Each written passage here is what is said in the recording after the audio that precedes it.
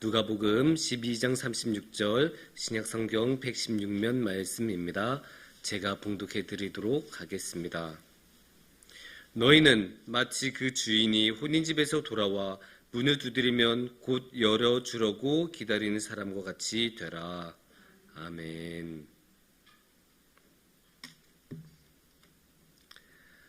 사랑하는 성도님들, 이 세상에 많은 사람들이 있고 많은 모습들이 있죠. 그러다 보니까 이 세상에는 많은 취향들이 있고 좋아하는 것도 싫어하는 것도 각기 다릅니다. 하지만 거의 대부분의 사람들이 싫어하는 거 있어요. 그건 바로 기다리는 거예요. 기다리는 거 좋아하는 사람 제가 거의 본 적이 없는 것 같아요. 그러니까 기다리는 거를 사람들이 너무 싫어하니까 아마존 같은 데서는 특급 배송 하루 만에 우리는 갑니다. 이런 거 만들지 않았습니까? 그거를 보고 쿠팡은 저거 돈 되겠는데 하고 그대로 똑같이 해서 우리나라에서 이제 로켓 배송 쫙 해서 기다림이 없이 곧바로 오는 그런 세상을 만들어 주었습니다. 그만큼 이 세상은 그만큼 우리 사람들은 기다림을 싫어합니다. 얼마나 기다리는 게 지루해요. 정작 해야 하는 거는 달리 있는데 하고 싶은 거는 따로 있는데 그거 시작도 못하고 계속 마냥 저냥 시간 보내고 기다리고 앉아있으니까 얼마나 답답하고 심심합니까? 지루하고. 그래서 우리가 병원 같은 데서도 기다리고 버스 온다고 기다리고 또 주민등본 하나 떼려고 기다리고 뭐 하나 하려고 하면 계속 다 기다려야 돼요. 그렇게 기다려야 되는 게 너무 많으니까 너무 지루하고 심심하고 그래서 힘든 그런 모습을 보고 있습니다. 근데 이렇게 기다리는 게 싫은 거는 어쩌면 너무너무 당연한 거예요. 왜냐? 우리는 지금 현대사회를 살아가고 있잖아요. 그리고 현대사회가 얼마나 바쁩니까? 하루만 눈 깜빡한 사이에 세상이 뒤바뀌는 게 우리 현대사회예요. 그렇게 현대사회는 너무나 빠르기 때문에 그 빠름을 잡으려고 그 빠름 가운데 시간을 허비하지 않으려고 돈으로 그 시간을 사는 게 현대사회예요. 그래서 사람들은 빨리 이동하려고 그냥 안 가고 KTX 타고 퓨 빠르게 가지 않습니까? 사람들은 하다못해 15초짜리 동영상 광고 하나 보는 거 싫어서 유튜브 프리미엄을 구독을 합니다. 그렇게 사람들은 기다리는 거 싫어해요. 시간은 금이다. 그래서 어떻게든 더 빨리 하려고 하는데 그 와중에 당연히 기다리는 거는 너무나 싫은 것일 수밖에 없습니다. 근데 신기한 게 성경에서도 기다림에 관한 이야기가 많이 나와요. 참 많은 부분에서 기다림에 관한 이야기가 나오는데 오늘 말씀에서도 역시 기다림을 다루고 있죠. 하지만 성경은 조금 다르게 기다림을 보는 것 같아요. 그래서 오늘 우리가 이 시간에는 오늘의 말씀을 통해서 이 기다림에 대해 성경은 어떻게 생각하시는지, 오늘의 말씀은 어떻게 기다림에 대해서 이야기를 하고 계신지 함께 나눠보는 시간을 가져보도록 하겠습니다. 오늘의 말씀은 예수님의 비유예요. 그래서 예수님의 비유 가운데 이렇게 이야기가 진행이 되죠. 그냥 36절 말씀 다시 한번 읽어보면 좋겠어요. 너희는 마치 그 주인이 혼인집에서 돌아와 문을 두드리면 곧 열어주려고 기다리는 사람과 같이 되라. 그러니까 여기서 우리가 알 수 있는 건 뭐예요? 지금 주인은 여기 없어요. 주인은 저 멀리 어딘가 갔어요. 뭐 혼인집 이런 거는 그렇게 지금 여기서 중요한 거 아니에요. 하여튼 무슨 일이 있어서 저 멀리 갔어요. 저 멀리 가 있으니까 원래 집은 뭐예요? 원래 집에는 주인이 없겠네요. 아이고, 주인이 없으니까 얼마나 좋아요. 맨날 아침 7시만 일어나서 물부터 이렇게 길어와야 되는데 그거 오늘은 안 해도 되겠구먼. 딱 농땡이 피우는 거죠. 그게 농땡이 피우고 그냥 마음대로 이제 지내는 거예요. 어디 멀리 간 그 주인 덕분에 이 종들은 생각지도 못한 휴가를 얻은 셈이에요. 그렇게 우리가 살아가는 모습을 자주 보지 않습니까? 사실 성경에 나온 그런 이야기만이 아니죠. 우리도 일상 가운데 그렇게 많이 볼 수 있어요. 어디서 특히 많이 볼 수 있을까요? 아이들. 뭐 그 꼬맹이 아이들 말고 한 청소년쯤 되면 얼마나 세상에 놀 게 많습니까? 놀고 싶은 게 너무 많은데 항상 부모님들은 잔소리 하잖아요. 너 공부해. 너 숙제는 했니? 너 수행평가는 끝났니? 너 학원은 다녀왔니? 계속 잔소리를 하니까 평소에는 못하는데 만약에 엄마 아빠 오늘 결혼식 좀 다녀올게 하고 어디 가거나 뭐 하여튼 한나절 반나절 그냥 없다고 생각해봐요. 그럼 얼마나 신나요? 그렇지 않겠습니까? 그래서 먼저 핸드폰 잡아서 치킨부터 주문하고 친구들한테 야 오늘 우리 엄마 아빠 없어 전화하고 그러면 막 플스 가지고 놀고 엑스박스 가지고 놀고 다 같이 이제 노는 거예요. 막 그렇게 노는 그런 모습도 우리 너무나 많이 보잖아요. 지키는 사람, 잔소리하는 사람이 없으면 당연히 그렇게 되는 게 어떤 사람이나 그렇습니다.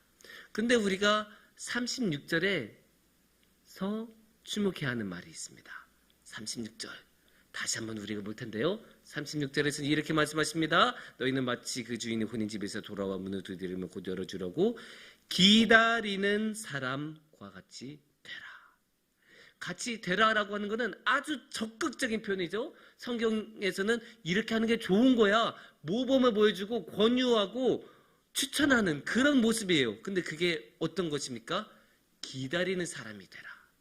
우리 보고 기다리는 사람이 되라고 성경은 분명하게 말씀하고 계세요. 그러니까 기다리는 사람이 뭐 하는 사람이에요? 기다리는 거 하는 사람이잖아요. 그러면 기다림이란 것 자체가 성경에서는 좋게 본 거예요. 성경에서는 좋게 본 거예요. 우리는 그렇게 싫어하는 기다림, 우리한테는 시간 낭비, 돈 낭비에 불과한 기다림을 성경에서는 좋게 본 거예요. 그런데 왜 이렇게 성경에서는 기다림을 좋게 평가할까요? 생각해 봐야 되는 것 아니에요? 우리의 생각하고 우리의 일상적인 상식하고 너무 다르니까 왜 성경에서는 기다림이 좋다고 하는 걸까요? 왜냐하면 성경에서 기다림은 준비를 뜻하기 때문입니다. 성경에서 기다림은 준비예요. 우리가 다시 한번 36절 말씀을 읽어볼 거예요. 36절 말씀이 이렇게 나옵니다. 너희는 마치 그 주인이 혼인집에서 돌아와 문을 두드리면 곧 열어주려고 기다리는 사람과 같이 되라.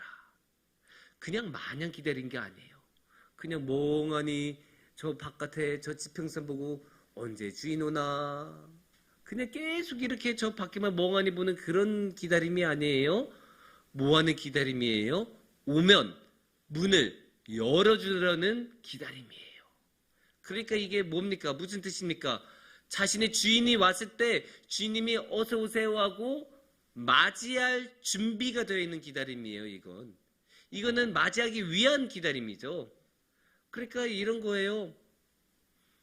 아까 청소년들이 집에서 막 놀고 어지르고 당연히 그렇게 신나게 치킨 먹고 놀고 게임하고 놀고 하면 치우겠습니까?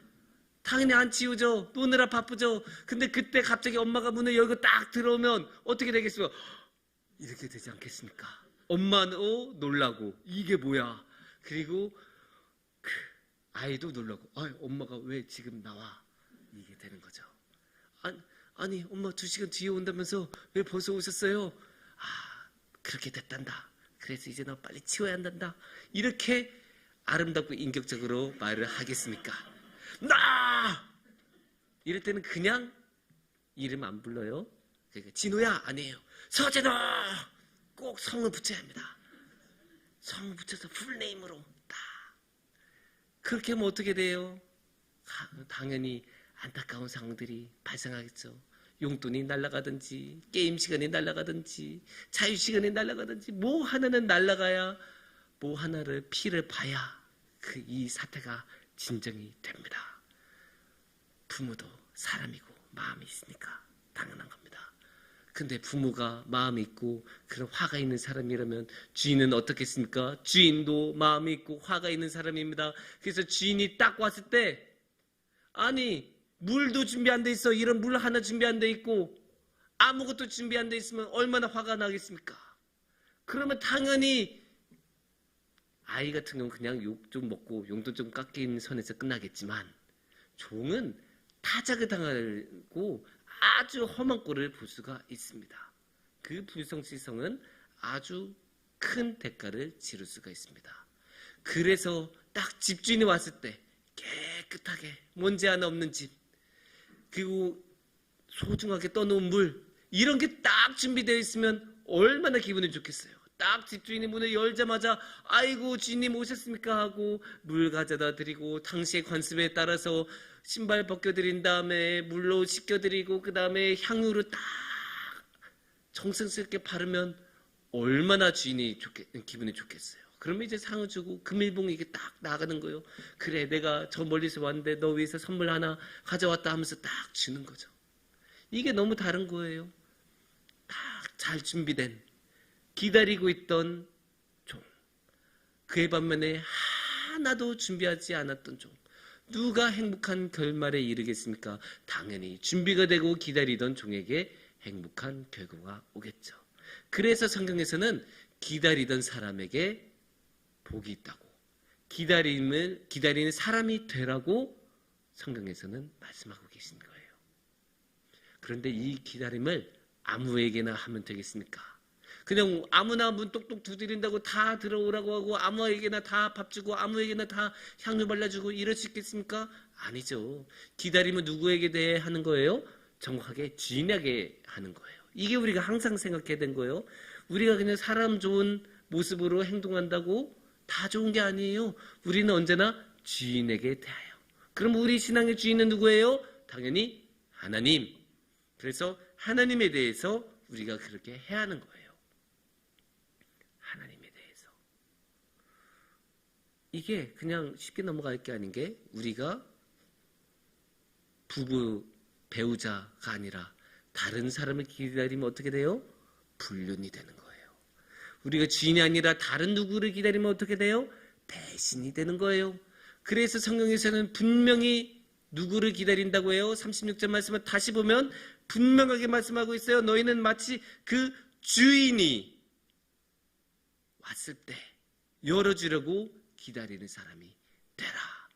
그래서 이게 정확하게 주인을 말하는 거고 그게 기다림의 아주 중요한 포인트라는 것을 이야기하고 있습니다. 그래서 우리가 그거 잊어버리면 안 돼요. 우리가 굉장히 쉽게 잊어버리거든요. 왜냐? 이 세상에 너무나 많은 다른 유혹들이 있고 너무나 많은 다른 주인들이 우리 삶에 있기 때문에 우리가 다른 것에 정신 팔려 있고 다른 것에 열심히 하다 보면 당연히 우리 신앙의 주인인 하나님을 잊어버린 거예요. 어이구 벌써 예배 시간이네, 예배가 시간이네 하면서 후다다닥 달려온 경험 모두 다 있는 것 아니에요. 그렇게 돼요. 다른 데에 정신 팔리다 보면 그렇게 될 수밖에 없어요. 그래서 우리는 언제나 우리의 주님이신, 우리의 주인이신 하나님을 우리 마음의 중심에 모셔놓고 그래 이제 예배드릴 시간이야. 딱 정돈되고 기다리고 준비해서 예배로 나오고 그렇게 우리가 준비되고 기다리는 사람들이 되어야죠. 그런데 이게 쉽지 않죠. 이렇게 예배 시간처럼 정확하게 시간이 정해져 있으면 얼마나 좋아요.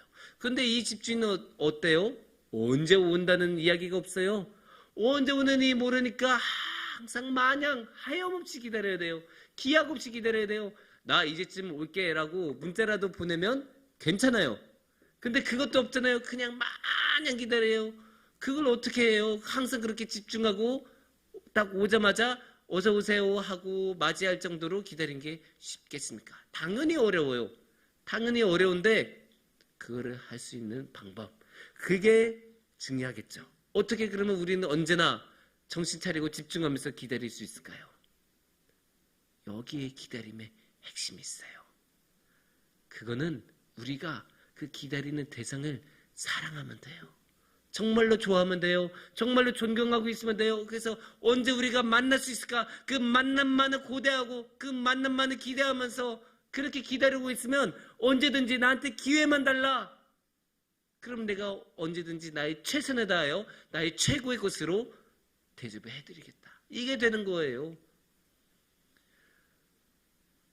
얼마나 많은 사람들이 그 연예인 한번 보려고 기다리고 있습니까? 그 소속사에서 소속사 건물에서 언제 나온지도 모르는데 마냥 거기서 죽치고 앉아서 기다리고 있잖아요. 그러다가 딱 나오면 우와 하고 기뻐하면서 나왔을 때 선물 하나 받아주세요.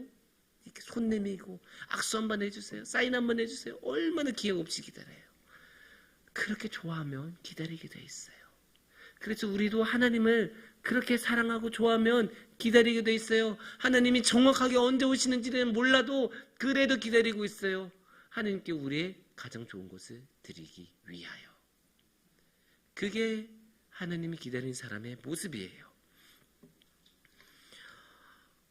그렇게 해야 힘들지도 않고 그렇게 해야 우리가 언제나 집중하면서 하나님을 위하여 사랑하면서 기다릴 수 있습니다.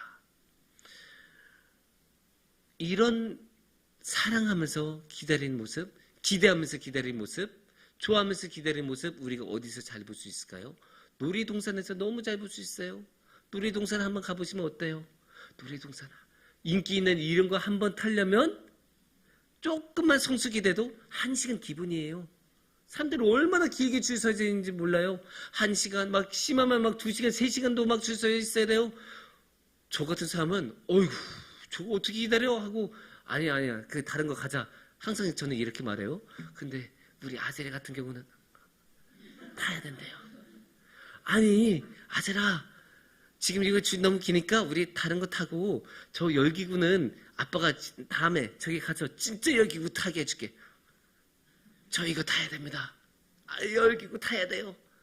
그래서 기다리고 1시간씩 막 기다리고 줄 서서 기다려도 왜 그 기다림이 좋아요?